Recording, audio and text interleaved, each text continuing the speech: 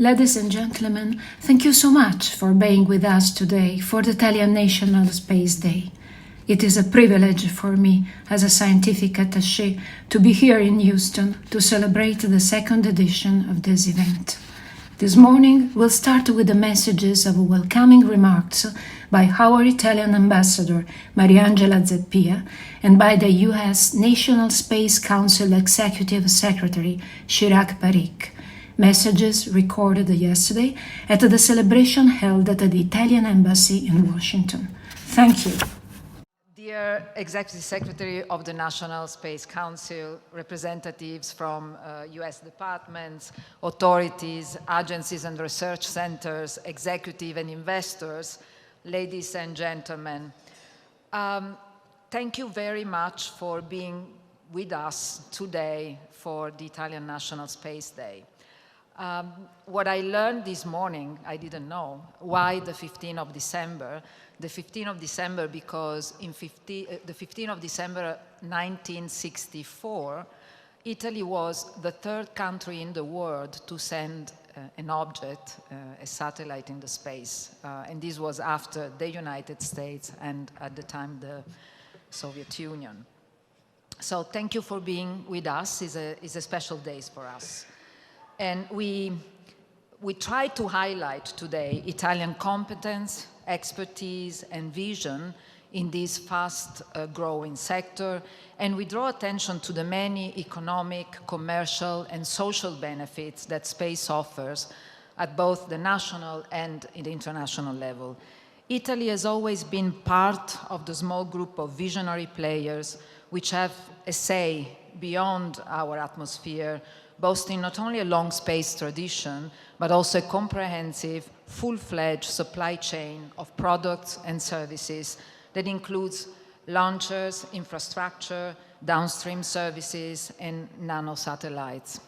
Supported by institutions like the Italian Space Agency, the Italian Trade Agency, embassies and consulate worldwide, Italian companies and industrial districts are well known all over the world for their top quality, advanced technology, and competitive prices.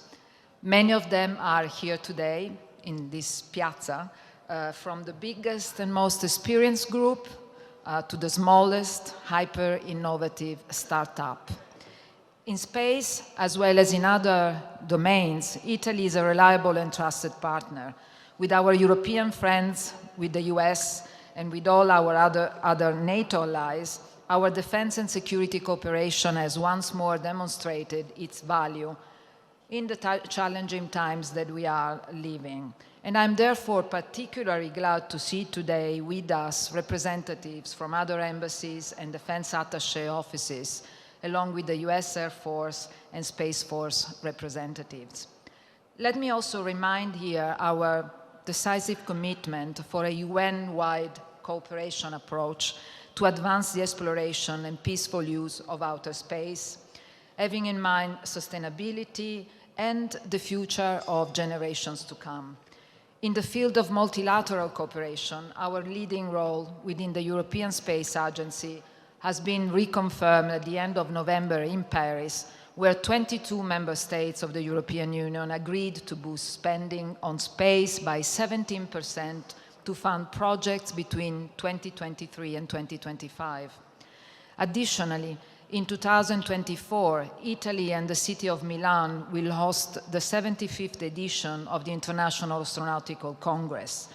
And with the same view, I would also like to underline Italy's candidacy to host the 2030 Universal Exposition in Rome, a city that is more and more at the center of a flourishing aerospace ecosystem. However, space in Italy rhymes not only with Milan and Rome. In fact, thanks to the development of 15 regional technological aerospace districts, you can find a wide and diversified network of companies and research centers in the north, center, and south of the country, and even on our big islands. Venturing farther into space and constantly moving boundaries of what can be done and achieved forward is exactly what the partnership between the US and Italy on space means. Just think of the International Space Station. Half of its habitable volume was built in Italy, as well as the logistics modules used by the space shuttles and still launched today on Cygnus from Wallop Island to resupply the ISS. The great interest expressed by many American private industries in the new race to low-orbit commercial destinations is a clear example of the potential that can be further expressed on this specific technology. Not to mention our productive collaboration in robotic missions to explore the solar system, providing pioneering scientific expertise and instruments. And I encourage you to give a look to Looking Beyond, the photographic exhibition in the auditorium. The satellite images come from the first Cosmos SkyMed constellation. Its second-generation satellite launched from US soil on SpaceX Falcon 9 rocket from Cape Canaveral a few months ago. And more recently, Italy was part of NASA's DART mission, the first planetary defense mission in history, carrying the Italian microsatellite LISIA-CUBE, a made-in-Italy technological jewel designed by the Italian Space Agency and entirely manufactured by Argotec in Turin. These are just some recent, more specific examples, but with a larger view, I cannot but mention that Italy has been the first European country to sign the Artemis Accords. This is important, especially now that Orion has landed successfully.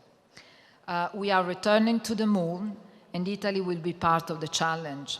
The Artemis program, led by NASA, is a fundamental step in the new era of human exploration of space, pushing the ambitions of humankind beyond current scientific and technological limits. As NASA Administrator Nelson keeps saying, the impossible is possible. And following the signing of the Artemis Accord, Italy and the United States have reinforced bilateral and multilateral cooperation for the exploration and utilization of space, an important step towards the future expansion of humanity in the solar system toward Mars via asteroids and moons. Truly the new frontier. From the new technological solutions to experimental research, from space tourism to observation services, from logistics modules to launchers, from satellites to advanced materials, from top engineers to astronauts like Luca Parmitano. Those of you who were here this morning heard him, telling his own experience of being in space, to school children.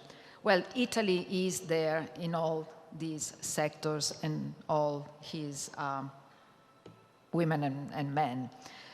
A good selection of our best is in Washington with us today. For the rest, I invite you to fly to Italy as soon as you can, commercially, or why not suborbitally. Tried it. So as the Hollywood season approaches, I want to say to everyone, happy holidays, but most of all, really thank you so much for being with us. This was a special day for us, and I hope also for you. Ambassador Zappia, thank you for your incredible remarks. A history of firsts for you as the first female of many things, and it's such a privilege and honor to work with you, and also to be able to work with my boss, who has a historic legacy as well of being the first woman to do so many different things, to include the Vice President of the United States and the Chair of the National Space Council. So many different areas. And thank you, Space Foundation, and all the sponsors for hosting this amazing event of, I believe, a first of a kind here in the Washington, D.C. area here. But look, to all of our Italian colleagues here and to all of our international partners, Italy has a long history of science, of exploration, of space, whether we're talking from Galileo to Cassini, we're talking Marco Polo to Columbus, we're talking, of course, the first Italian astronaut, Malerba to, of course, Cristoforetti, who just came back from space not too long ago here.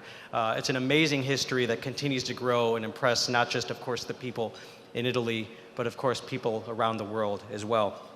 And thank you as well to so many industry colleagues who are in this room. We're in this new age of space cooperation, and it's not just nationalistic anymore. It is obviously international. And so thank you so much for taking the opportunity to be able to talk and work with each other. Look, we know about the strong cooperation in Italy and the United States, and to the reference about the third nation to launch something. That was a partnership with NASA and Italy and the San Marco program that led to that launch in '64, and making Italy one of the first nations, of course, not just to launch, but also to operate their satellites in space in the early days of the space race here. And we'll talk about some of those cooperative projects. You've heard about some of those already. You continue to be an indispensable partner when it comes to our cooperation across all sectors. Civil space cooperation, security cooperation, and of course, as we see across the room here, our commercial partnerships continue to grow and increase as well. Again, we do thank the immense contribution of Italy. I think somewhere around 3 billion euro contributions to the European Space Agency for the ministerial, for your support, being able to have continued presence in low Earth orbit, for the continued extension of the ISS through 2030. We really appreciate that, and it's really going to be able to provide a long-lasting legacy of the cooperation that we already have. Now, look, we're going to talk more about human spaceflight. Of course, that's what we often gravitate to, but I do want to make sure that I recognize something, an incredible element of Italian space industry that often gets unrecognized, and that, to the point that you talked about the Cosmos SkyMed image here, the Earth observation capabilities of the Italian industry, of the Italian government, of academics is second to none. It is very important, it's very impressive. It leads to us being able to look at the data from space to Earth and being able to help address issues from the climate crisis all the way to security. And then that is really aligned with a lot of the efforts that we have under this administration to be able to use that data.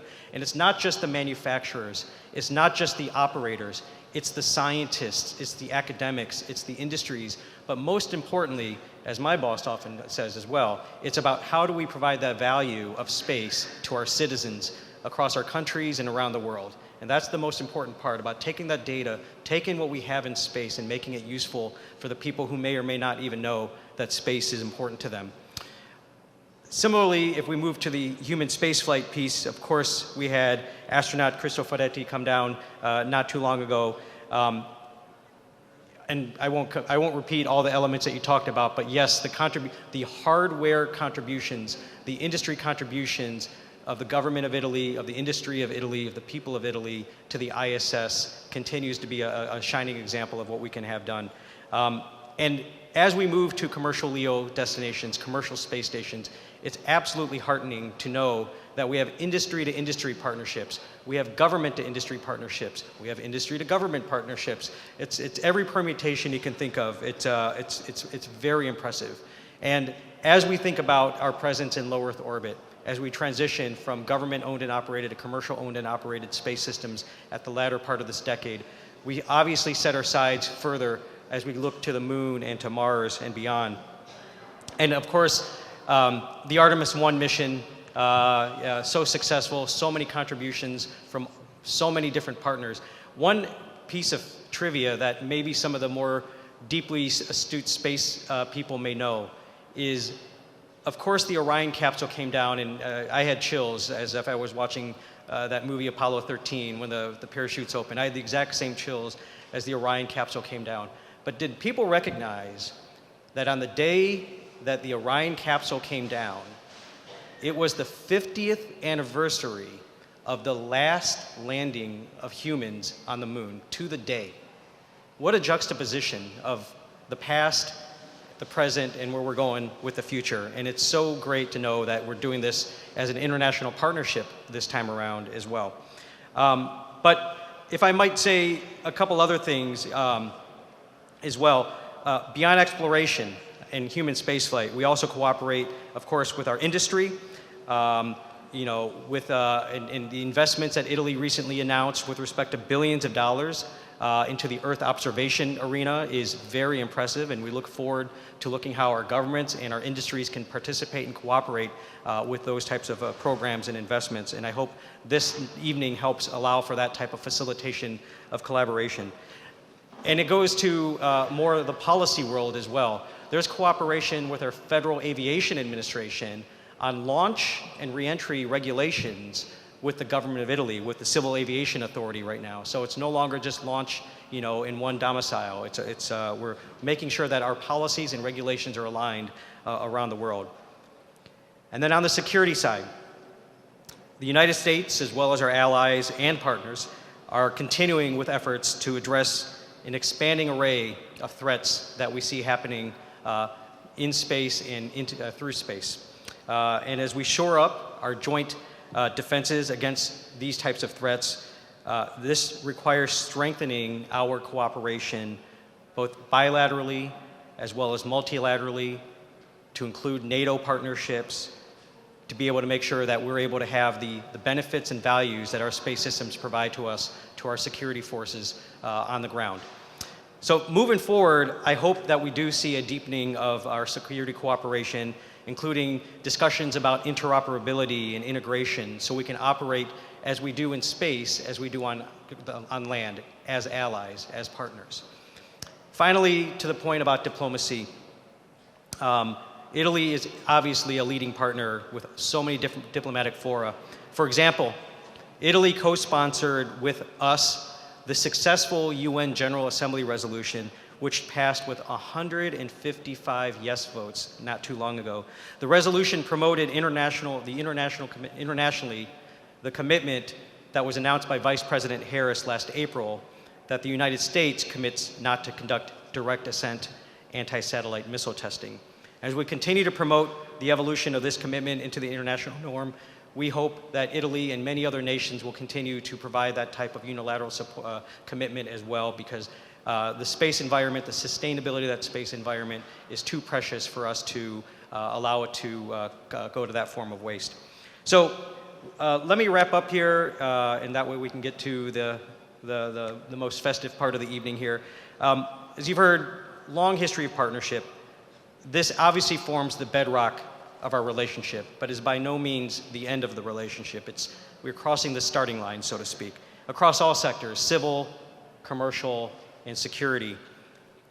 And our future, really, I truly believe, is only limited by our own imaginations. Our imaginations are stimulated through curiosity, through education, and through interaction.